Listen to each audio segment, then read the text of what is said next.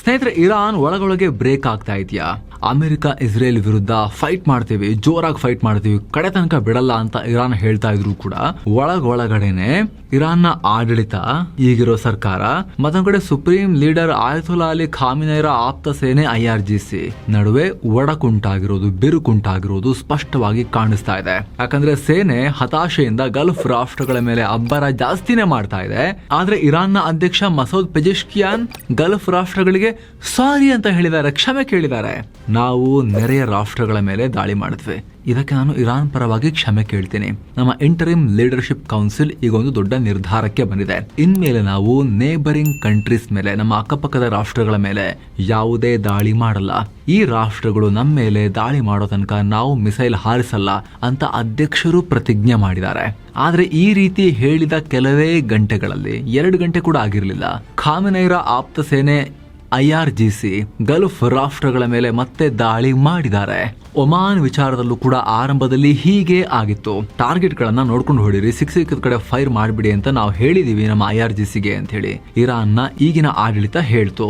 ಅದಕ್ಕಿಂತ ಮುಂಚೆ ಒಮಾನ್ ಮೇಲೆ ದಾಳಿ ಆಗಿತ್ತು. ಅದು ಯಾರ ಸುದ್ದಿಗೂ ಹೋಗದೆ ಸುಮ್ಮನೆ ಇರೋ ರಾಷ್ಟ್ರ ಅದು ಒಮಾನ್. ಮಧ್ಯಸ್ಥಿಕೆಗೆಲ್ಲ ಹೆಲ್ಪ್ ಮಾಡಿದ ರಾಷ್ಟ್ರ. ಆದ್ರೆ ಆಡಳಿತ ಹಿಂಗ್ ಹೇಳಿದ್ಮೇಲೂ ಕೂಡ ಮತ್ತೆ ನಿರಂತರವಾಗಿ ಒಮಾನ್ ಮೇಲೆ IRGC ದಾಳಿ ಮಾಡಿತ್ತು. ಈಗ ಲೇಟೆಸ್ಟ್ ಆಗಿ ಈ ಬೆಳವಣಿಗೆ, ಇದೆಲ್ಲ ನೋಡ್ತಾ ಇದ್ರೆ ಇರಾನ್ ಆಡಳಿತ ಒಂದು ದಿಕ್ಕಲ್ಲಿ ಸಾಗ್ತಾ ಇದ್ರೆ, ಇರಾನ್ನ ಖಾಮಿನೈ ಆಪ್ತ ಸೇನೆ IRGC ಮತ್ತೊಂದು ದಿಕ್ಕಿನಲ್ಲಿ ಸಾಗ್ತಿರೋದು ಸ್ಪಷ್ಟವಾಗ್ತಾ ಇದೆ.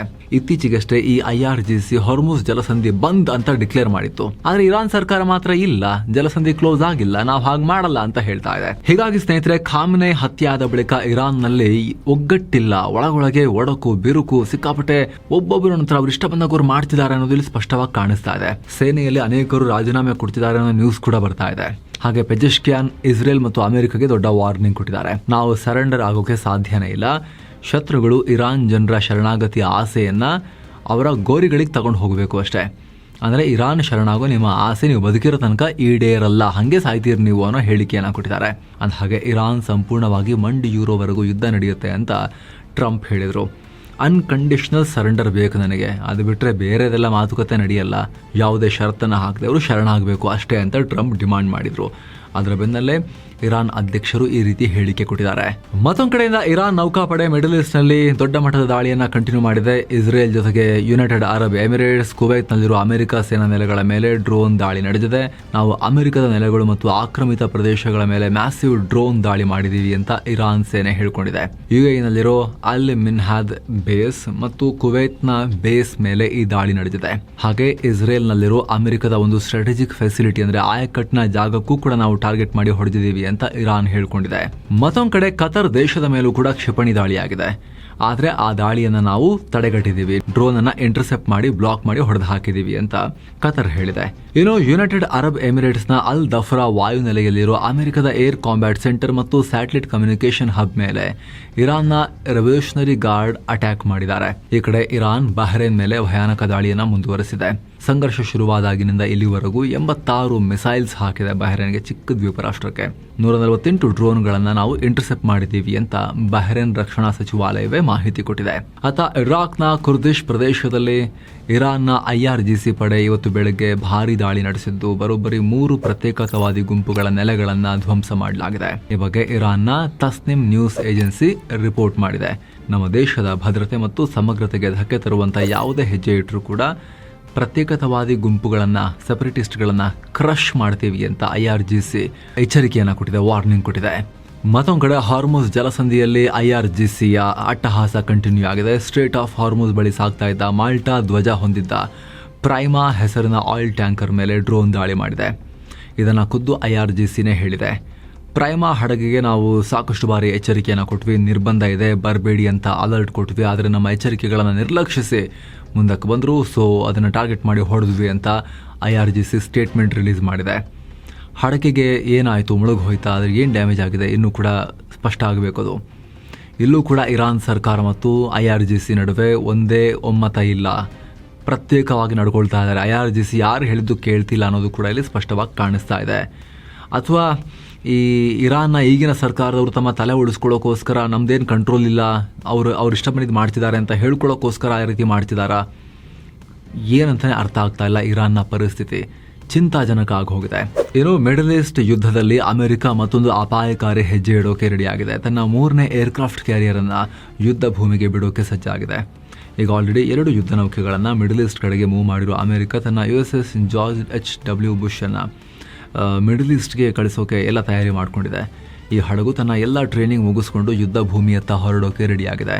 ಈ ಮೂಲಕ ಮತ್ತೊಂದು ಭಯಾನಕ ರಕ್ಕಸ ಹಡಗನ್ನ ಅಮೆರಿಕ ಯುದ್ಧಕ್ಕೆ ಇಳಿಸ್ತಾ ಇದೆ. ಏಕಕಾಲಕ್ಕೆ 70ರಿಂದ 80 ಅತ್ಯಾಧುನಿಕ FA-18 super hornets, F-35 fighter jets ಹಾಗೂ ಅರ್ಲಿ ವಾರ್ನಿಂಗ್ ಹೆಲಿಕಾಪ್ಟರ್ಗಳನ್ನು ಹೊತ್ಕೊಂಡು ಹೋಗೋ ಸಾಮರ್ಥ್ಯವನ್ನು ಈ ಏರ್ಕ್ರಾಫ್ಟ್ ಕ್ಯಾರಿಯರ್ ಹೊಂದಿದೆ. ಸುಮಾರು 5,000ಕ್ಕೂ ಅಧಿಕ ಸೈನಿಕರು ಇದರಲ್ಲಿರ್ತಾರೆ. ಈ ಹಡಗಲ್ಲಿ ಶತ್ರುಗಳ ಮಿಸೈಲ್ ಹಾಗೂ ಡ್ರೋನ್ಗಳನ್ನು ಹೊಡೆದುರುಳಿಸೋಕೆ ಫಾಲಾಂಕ್ಸ್ CIWS ಹಾಗೂ ಸಿ ಸ್ಪ್ಯಾರೋ ಏರ್ ಡಿಫೆನ್ಸನ್ನು ಅಳವಡಿಸಲಾಗಿದೆ. ನಿಮಗೆ ಗೊತ್ತಿರೋ ಹಾಗೆ ವಿಶ್ವದ ಅತಿದೊಡ್ಡ ಯುದ್ಧ ನೌಕೆ USS Gerald R Ford already Iran ಹತ್ತಿರಕ್ಕೆ ಬಂದು ನಿಂತ್ಕೊಂಡಿದೆ. ಸುಯಸ್ ಕಾಲುವೆ ದಾಟಿ ಕೆಂಪು ಸಮುದ್ರ ಅಂದರೆ ರೆಡ್ ಸಿ ಕಡೆಗೆ ಆಲ್ರೆಡಿ ಮೂವ್ ಆಗ್ತಾ ಇದೆ. ಅದು ಇರಾನ್ ಹತ್ತಿರಕ್ಕೆ ಹೋಗ್ತಾ ಇದೆ.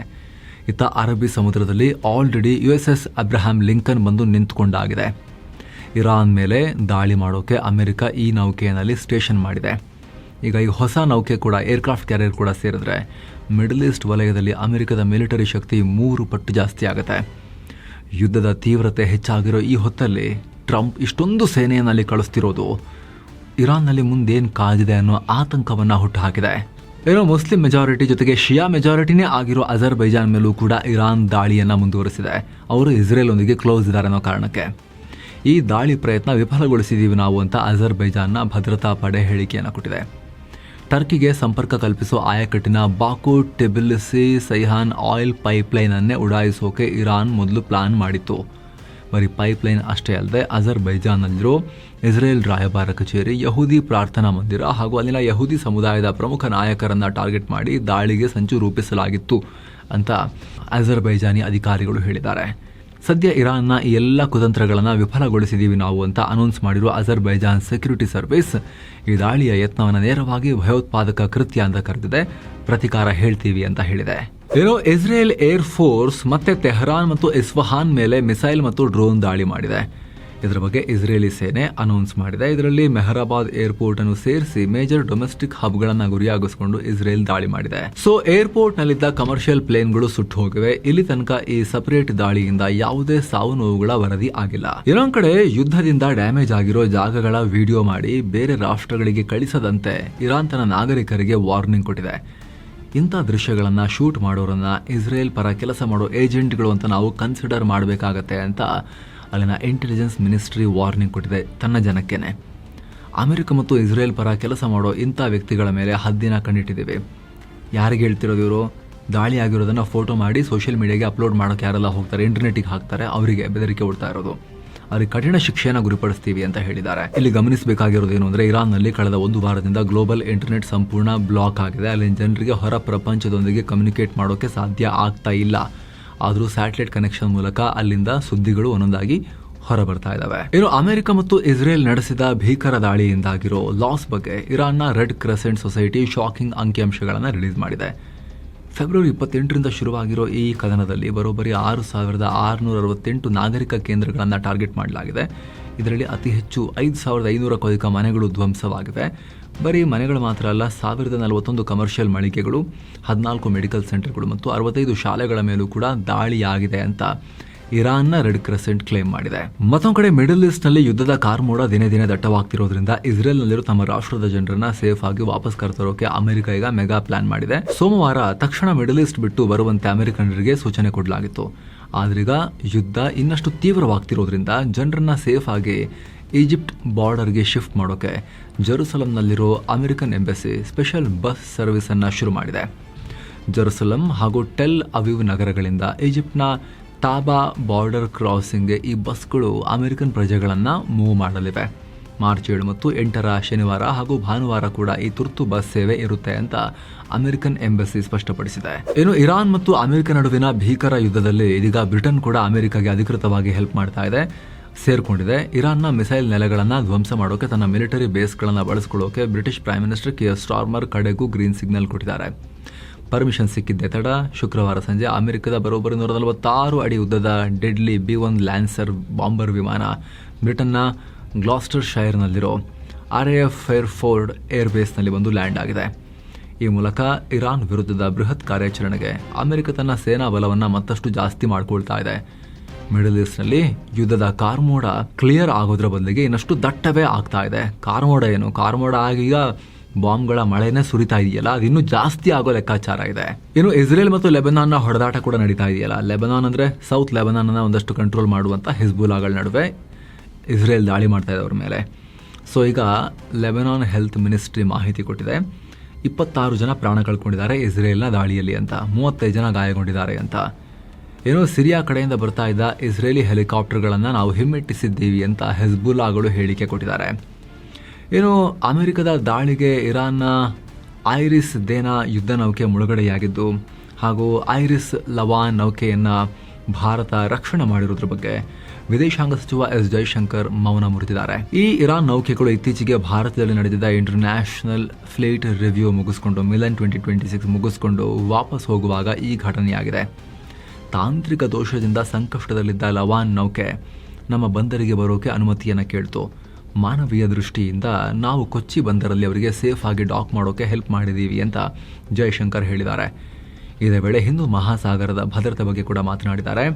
ಸಮುದ್ರದಲ್ಲಿ ಅಮೆರಿಕ ಇರಾನ್ ನೌಕೆಯನ್ನು ಮುಳುಗಿಸಿದ ಮೇಲೆ ಸೋಷಿಯಲ್ ಮೀಡಿಯಾದಲ್ಲಿ ಸಾಕಷ್ಟು ಚರ್ಚೆ ನಡೀತಾ ಇದೆ. ಆದರೆ ಹಿಂದೂ ಮಹಾಸಾಗರದ ವಾಸ್ತವತೆಯನ್ನ ನಾವು ಅರ್ಥ ಮಾಡ್ಕೋಬೇಕು. ಇಲ್ಲಿ ಕಳೆದ 5 ದಶಕಗಳಿಂದಲೂ ಡಿಯಾಗೋ ಗಾರ್ಷಿಯಾ ಹಾಗೂ 2000ನೇ ಇಸವಿಯ ಆರಂಭಿಕ ಹಂತದಿಂದ ಜಿಬೂಟಿಯಂಥ ಪ್ರದೇಶಗಳಲ್ಲಿ ಆಲ್ರೆಡಿ ಅನೇಕ ವಿದೇಶಿ ಮಿಲಿಟರಿ ನೆಲೆಗಳಿವೆ.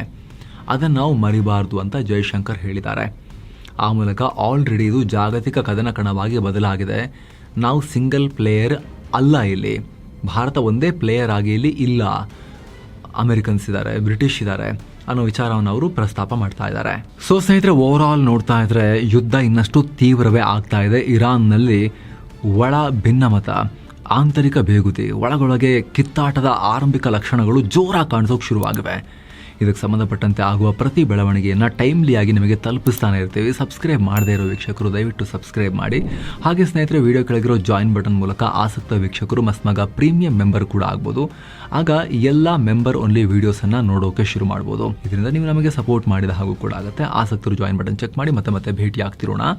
ನಮಸ್ತೆ.